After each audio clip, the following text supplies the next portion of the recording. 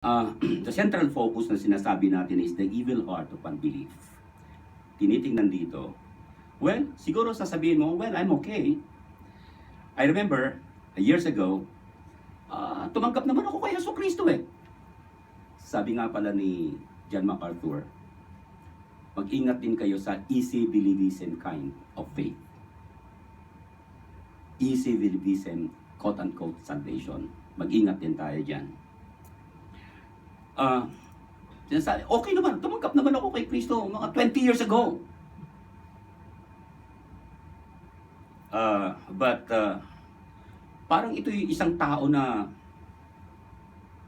60 years ka na, pero 20 years before, nagpaayos ka naman, nagpatingin ka naman sa doktor ng iyong heart. 20 years ago, okay naman ako, okay pa rin ako hanggang ngayon. Sinasabi ko na napakahalaga pala ng yearly, lalo pagka sino bang mga more than 16 na rito? Ganon. Magkasama tayo. I'm going to be 64. Takan mo, may edad na, no? Tanda na. Kaya dapat sinasabing, dapat taon-taon pumupunta ka at bumibisita sa doktor. At siguro dapat ganon din tayo. Tinitignan natin yung ating puso araw-araw. Binibisita natin. Is it okay pa sa Panginoon? Okay pa ba yung relasyon ko sa Kanya? Today, we examine exactly your condition of the heart before the Lord. Tanong ko'y ganito.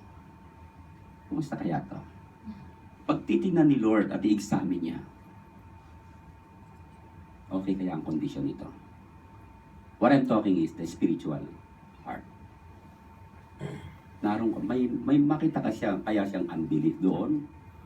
Or may mga i-correct pa ba siya? Tapos sasabihin natin, well, Pastor, nobody's perfect. Today, examine natin right now, look inside yourself and see if there might be a hard heart naroon. Still rebelling, running from Jesus Christ, rather than relying on His Word at sa Kanya mismo. Napakahalaga yung prinsipyo sa Proverbs. Hindi yun kasi, yung Proverbs kasi, hindi yan promise. Trust in the Lord with all your heart. Lean not unto your own understanding. In all your ways acknowledge Him, and He shall direct your path. You may not always get what you want because you are not the Lord. Kung si Lord ikaw, you may get what you want, kung ano yung gusto mo. Pero ang problema, we are depending on our good Lord. At pinipili niya kung ano yung ikabubuti natin. Mahalagang makita natin sa punto yun. Now, I would like us to go to the second point. The cancer to fight.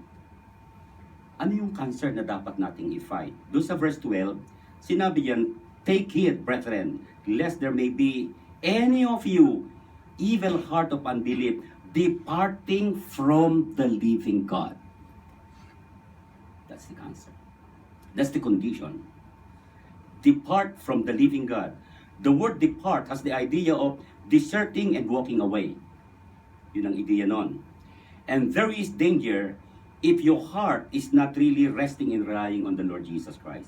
And you will somewhere walk away from Him in order to follow after something else. Someone claims that to have believed the gospel, but in time, ang sabi niya, the hearts full back something else. Parang ang hirap yata nung kakanta ka na mayroon ka ng asawa, tapos ang kanta mo ay, bakit ngayon ka lang dumating sa buhay ko? Hawak mo na may asawa ka na, tapos nakakalilingon, bakit ngayon ka lang?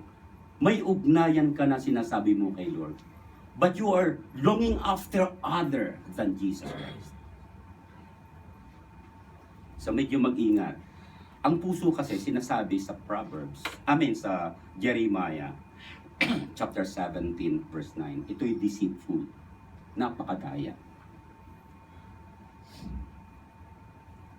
Kaya ang hirap pagtiwalaan Ngayon, oo. Maya-maya, hindi. Kaya siguro dapat tingnan din natin yung ating expression ng faith. The truth is, there are not really, yung mga taong yon, they are not really disciples of Jesus Christ. Ang tawag ko sa kanila, they are deserters of Jesus. Natatandaan nyo sa John chapter 6 verse 66. Yun yung nakita yun. John 6:66. Handa, no? Nasabi mula noon, nagsimulang lumayo sa Panginoon Kristo ang kanyang mga alagad. Alagad? Nagsilayo na sa Panginoon? Oo. Pero sa 67, sabi doon ay ganito, tinanong ng Panginoon, kayo hindi rin ba, yung mga alagad, yung kanyang mga apostles, kayo hindi rin ba kayo lalayo? Si Peter ay nagsabing, kung kami lalayo, kanino pa kami pupunta? You have the eternal life. Sana mayroon tayong ganong paninindigan. Anong reason? Chapter 6 kasi, ayon sa in-reveal doon na problema, hindi nila naintindihan yung lesson. Sabi niya, mahirap na katuruan ito.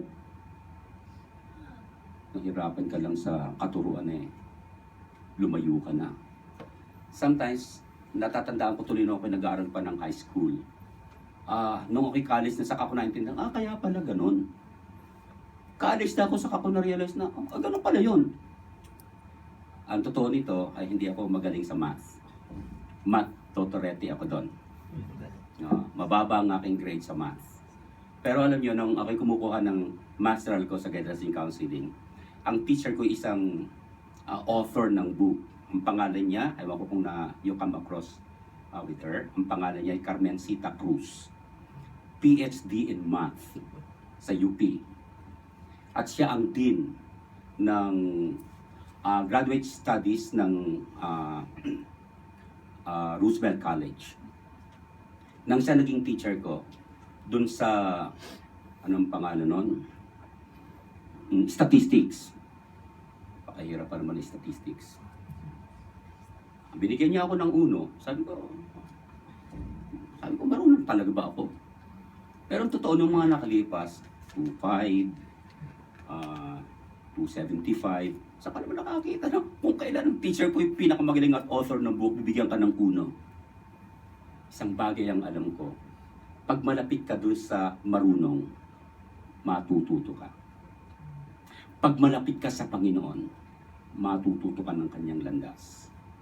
Problem is, the farther you are walking from the Lord, mas mahirap mong maintindihan ang nangyayari sa buhay mo. Mahalagang tingnan natin yung ating relasyon sa ating Panginoon as of now. Magtatapos ako dun sa pang-3. Let's go to the 3rd. The exercise to continue. Ano ang dapat nating ituloy? One of the main things na sinasabi ng American Heart Association recommends to improve your heart health is physical exercise. Sabi nila, physical exercise. And according to their website, they recommend a 150 minutes of moderate exercise a week. 150 minutes of moderate exercise a week.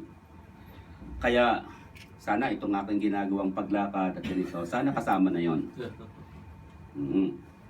At ipinakikita na kailangang may exercise tayo kung kakailanganin nating maging maayos yung ating heart. Una, paano tayo mag-exercise? Una sa lahat, we'll see the people involved. The people involved, the writer of Hebrews is going to point to us, ano ba yung dapat mangyari to prevent us to get that? Sa verse 13, ano sabi sa verse 13? Sa verse 13 ay sinabi na ganito, but that falls away, encourage one another after day, as long as it is called today. Encourage one another. So, sino ang taong involved? One another. Ang hirap yatang mag-exercise ng nakaisa. Ano? Mayroon akong nakikilalang mag-ama, babae yung kanyang anak na pero lagi siya nang jogging. When I went to Hong Kong, yung kanyang anak na 18 years old, ayaw niya ng gusto niya laging fit. Tumatakbo siya sila sa bundok. So, alam niyo man doon sa may lantaw. Pag sinabing lantaw, lantao. Ilang tao doon eh. So, ang dami ng mga bundok doon. At minsan nag-try ako, di na ako naulit. Hingan ako eh. Pero siya takbo pa. Ayon sa kanya, mahalaga, yung tatay na yun is anak ko sa pananampalataya, is pastoring there. Ayon sa kanya, importante may panahon ako sa anak ko. Una, babae siya. Pangalawa, dapat kong alagaan yung aking anak.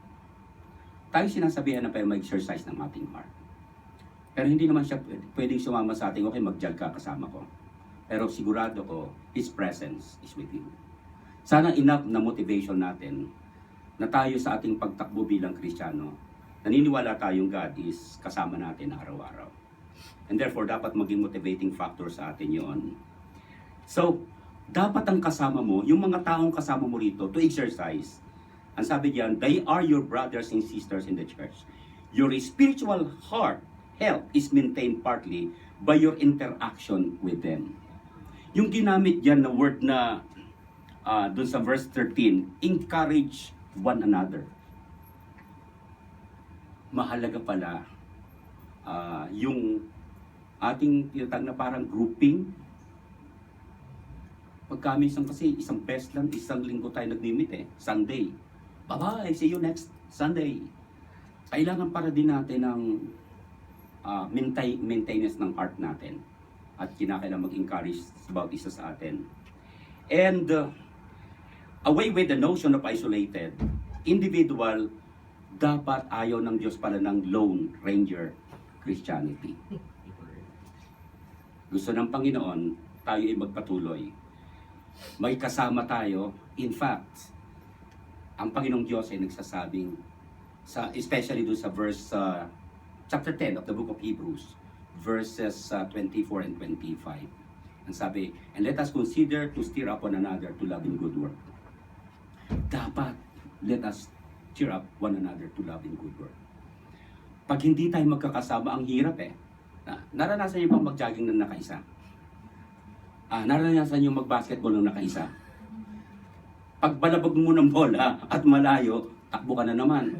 So, ang hirap yatang mag-pingpong din ng nakaisa. Ang hirap mag-basketball ng nakaisa.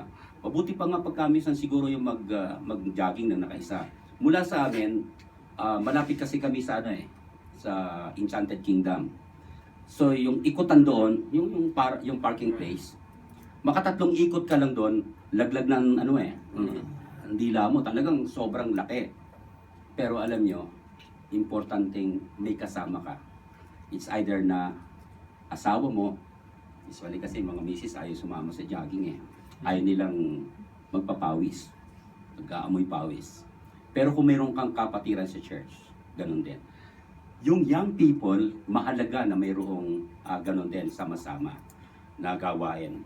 Pang-dalawa na dapat natin makita, the process involved.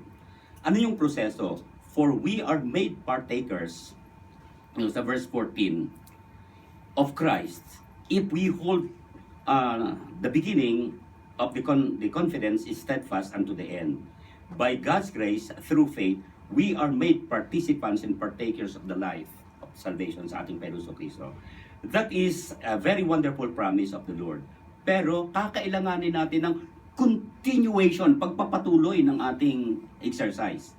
Sabi ng isa, the test of reality is continuance. Kung totoong Kristiyano ka, hindi dapat nagpapatuloy ka. Kung hindi ka tunay na Kristiyano, hindi lilitaw, lulubog, lilitaw. So hindi ganon. The test of reality is continuance. Somebody said na the test of the pudding is in the eating. So dapat i-practical natin yung ating pamumuhay. Paano yon? Yung proseso na dapat nating gawin. Ipinakikita niya diyan that this is a wonderful thing na tayo magsasama-sama at magpapatuloy. Ang sabi diyan, if we hold the beginning of our confidence steadfast until the end. Huwag tayong magsasawa sa pagbabasa ng Bible. Huwag tayong magsasawa sa pag-attend sa church. Huwag tayong